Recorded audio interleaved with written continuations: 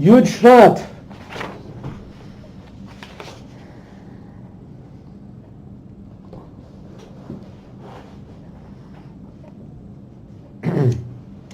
We're now in Lechuti Sichos, first book of Lechuti Sichot of the Lubavitcher Rebbe, talking about his father-in-law, the previous Lubavitcher Rebbe, who passed away on the date of Yud Shvat in the year 1950. The previous Lubavitcher Rebbe put in action a movement to change the whole entire world through the Jewish people. When the Jewish people attached themselves to God, creator of the universe, as it was ordained in the beginning of the creation of the world, 5,779 years ago, plus a few months, the world was supposed to be perfect, and the Jews were supposed to make it perfect. And this is what's happening. It's an uphill battle, but for sure we will succeed. The previous Rebbe, being at Takanas, among the different customs and practices that the previous Rebbe said, Metzuya Takana Lilmud B'Kol Yom, that you should learn every day, all the Chassidim should learn every day, Parsha Chumash, the Chumash, the Parsha of the 5 books of Moses, with the explanation of Rashi. Rashi is Rabbi Shlomo Yitzchaki. And you should learn every week. So, therefore, every day you learn another little portion. And these portions are already set out in the Bible. And in fact, they come out to be the readings that are read for each of the 7 people that are called up on the Sabbath. בקשר לכך, מוסר כבוד קדוש סעד מורחם את פתגמו of the Rebbeinu Zaken. The previous Rebbe said that where did he get this from? From the idea of a statement that was made by the first Lubavitcher Rebbe, the one who wrote the book the Tanya, and he said, sheyesh lichyot im hazaman, a Jew has to live with the times. Now this saying, the Jews should live with the times, was potentially a seed for destroying Judaism. That was used, if used improperly. Used improperly.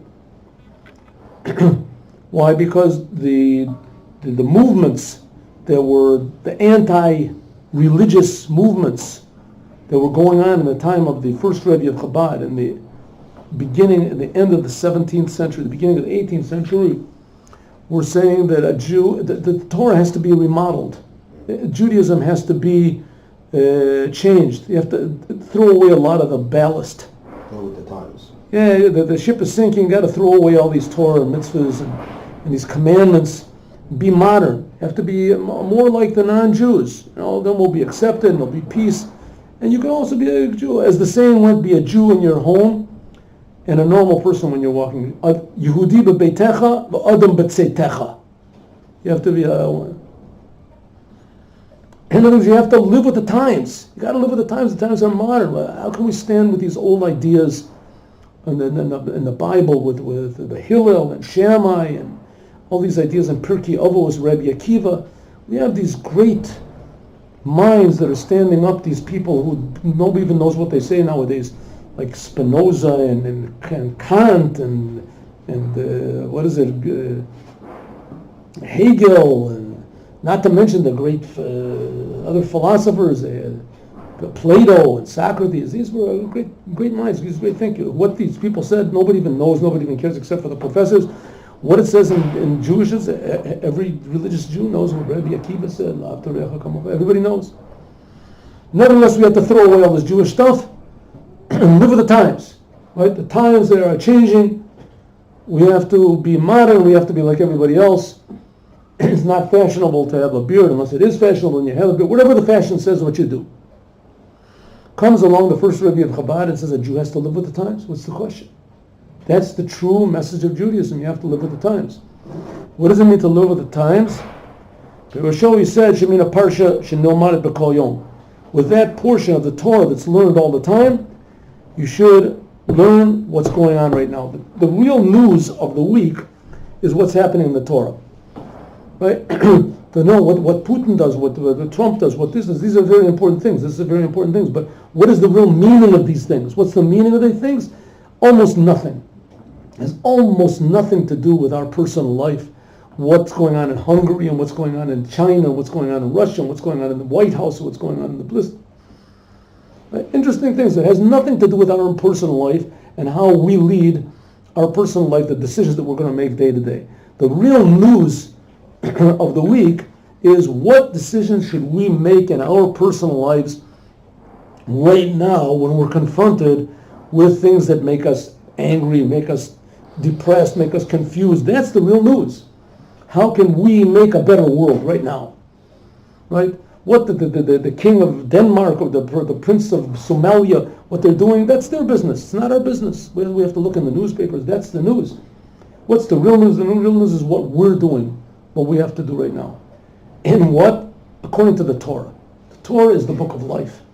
And all these ideas that everybody threw away the Torah for, all these ideas are just falling apart. Some came up other philosophers, and now they threw away the first philosophers, right? And came along new political systems that threw away the old political systems. It's just entertainment. Huh? It's just entertainment. It's a diversion. It would be it's entertainment. Unfortunately, it's entertainment like they used to have the gladiators. Yeah. One person fights against another person. It's just entertainment. People are killing each other out there. They're getting eaten by lions. Oh, that was wonderful. I saw 3 fat guys getting eaten by a lion. Never had such a good time in my life. Right? It's entertainment. That's what you find that's what it is. Sure. That's entertainment. Anything that keeps you from your work is entertainment. It's a diversion. It's a diversion. It's a diversion from people's emptiness. That's what it's a diversion for. It's a diversion that people are totally empty. And why are they empty? Because they feel they have essentially no reason why they're here in the world, right? Except that they try to fill it up with all sorts of pleasures and interesting thing, maybe money. Look at how much money you've got in the bank. What this person did, what that person does. But essentially, what about me? What am I supposed to do? Who am I? Right? Who am I? Oh, everybody goes to a big concert. Some guy looks. He's dancing up there on the stage and he's singing some song that 5 years later nobody's even going to play it on the radio, and everybody's going berserk for this song. And this guy is worth 5 million people because 5 million people go to see him. What's the question? And what are these 5 million people worth? Each one of them is worth nothing. So you have 5 million nothings that are watching one nothing that's worth 5 million nothings up standing on the stage, right? And eventually one day this guy who's standing on the stage has got like, in his bank he has like 2 with 18 zeros after it, and when he realizes that the most of his life is just nothing, well, anyway, right? And nobody wants to see him on stage anymore, so he commits suicide. And that's the whole thing, was worth absolutely nothing. The whole thing was a big garnished nothing. But everybody threw away Torah for it. The guy's appearing on Shabbos, on Yom Kippur. What's Yom Kippur worth in comparison to this guy? So it says the Rebbe, what's really living with the times? You have to change your whole system of values, right? What's really valuable is what you do right now. If you do something good right now, that thing is eternal. It's worth more than $1 billion in the bank because it's eternal. And if you have $1 billion in the bank and you don't know what to do meaningful with it every moment, then all you got is the zeros. That's all you have is the zeros. I just want to add right now, these people, they should come to Ohr Tmimim in Kfar Chabad and give some money. There, now we're talking. And with that, we end the ayat. Okay. Like it says, a guy comes and says, listen, I just lost $1 million in the stock market. And the person said, listen, it could be a lot worse. It could have been, well, how could it have been worse? He said, I could have lost the money. I saw once I went into an office and I saw a saying on the wall. The main thing in life is not if you win or lose. The main thing in life is if I win or lose. All right, what is really the news of the week? How to make every instant eternal by taking the messages of the Torah seriously and using them in the world. Let's see. Haparsha Sheikhus Liyom. the portion of the week, the reading, which is relevant to the day of the passing away of the previous Rebbe, speaks about Ma'amadim u'matzavim shel Yibnei Yisrael, how the Jews were a little bit before the sea split. Next week it's going to be the same way. This Parshas Bashalach. What happened right before the sea split? Kriyas Yam Suf hayata min hanisim hagedolim biyoter. The splitting of the Red Sea, the Reed Sea, really it should be the Reed Sea. Suf is a reeds. It's called the Red Sea. The splitting of the Reed Sea, the Red Sea. Like it says, Kasha Kriyas Yam Suf was an amazing miracle. The splitting of this Yam Suf, Shimsha Hachana, was a preparation for the giving of the Torah and also for the future redemption which is awaiting us 1 second from now. Hopefully by the time you see this video, the redemption has already occurred. Ketzad bo neis kriyas Yam Suf.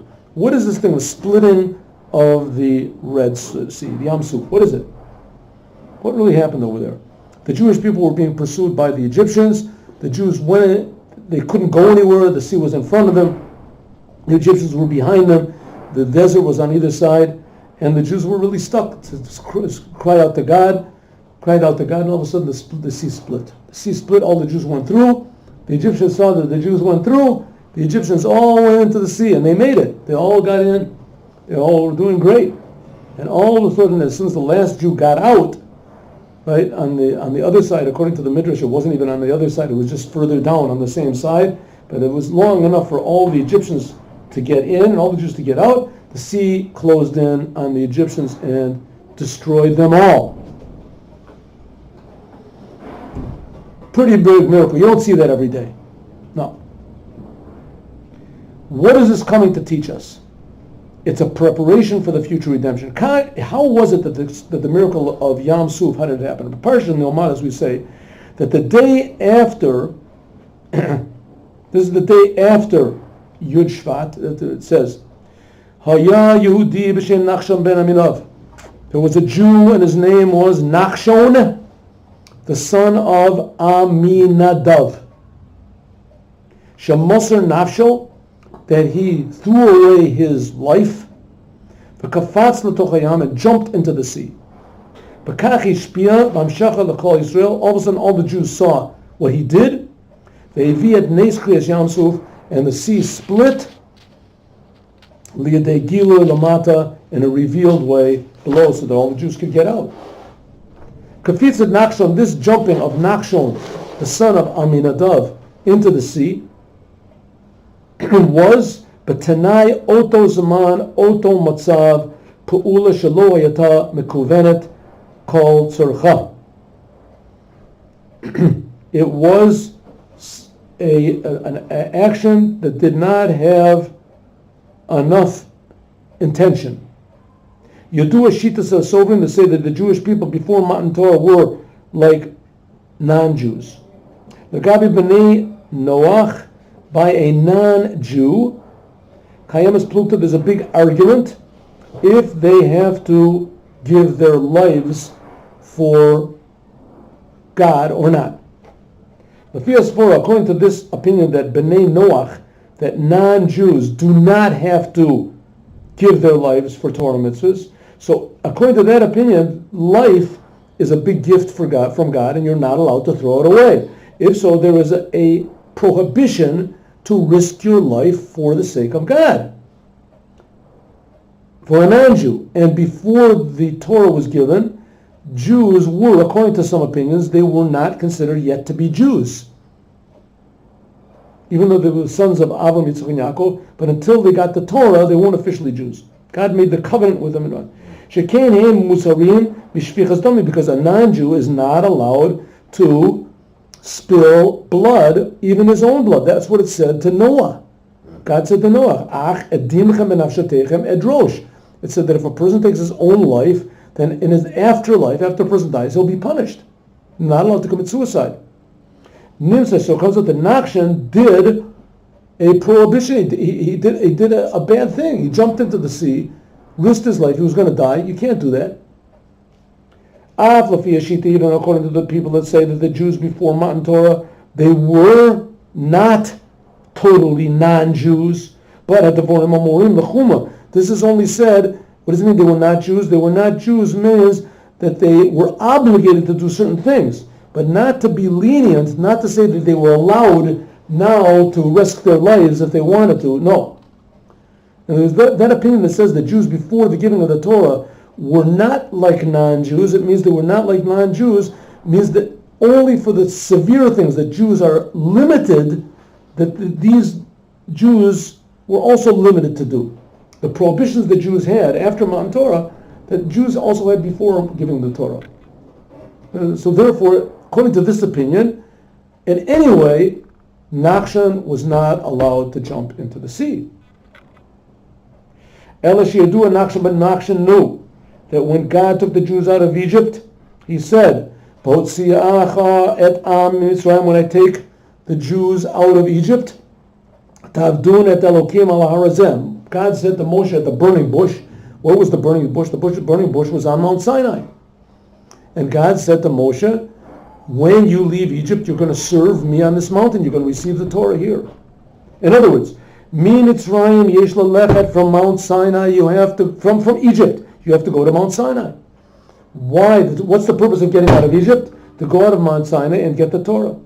Mishum kach, therefore, ein litrashev kol b'ma shemakeh b'derech. If so, Nachshon had only one thing in his mind. I'm going to get the Torah. There's a big sea standing in the way. Not my problem. The problem is, if there happens to be a sea, so what? I'm not going to pay any attention to it. Turn it off for 1 second. Shall a Levi,